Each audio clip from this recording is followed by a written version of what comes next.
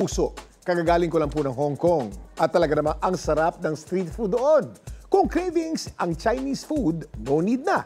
Lumipat agad-agad dahil may nilalako dyan sa kalye dito sa atin. Tara, let's eat sa kwentong kalye ni JM Encinas. JM? Kuya Kim, hindi na kailangan pumunta ng Chinese restaurant para makakain ng authentic Chinese dumplings dahil sa tabing kalye lang meron yan bukod sa masarap, abot kaya pa. Kapag Chinese food ang pag-uusapan, isa sa nangungunang hinahanap dyan ang dumplings.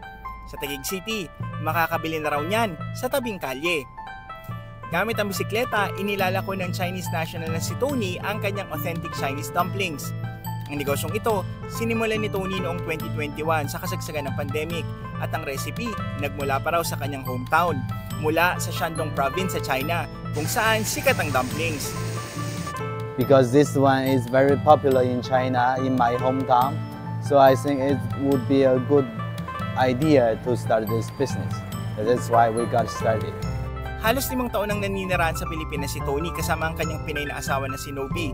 Sila magkatulong sa paggawa ng dough, paglalagay ng palaman, at pagluluto ng dumplings. May mga sangkap din ito na inaangkat pa niya sa China.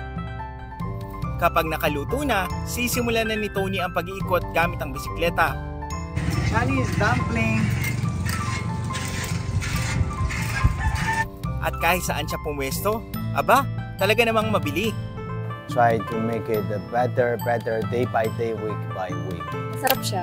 Mahilig kasi ako sa ganito kaya gusto ko siya masarap. Masarap, malinamnam, manamis-namis.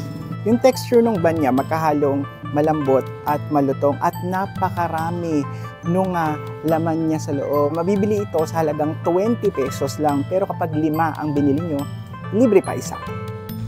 Kada araw, umaabot sa 600 to 800 piraso ng dumplings ang kanilang naibibenta. Kaya labis ang kanyang pasasalamat sa mga Pinoy na tumatangkilik sa kanyang negosyo.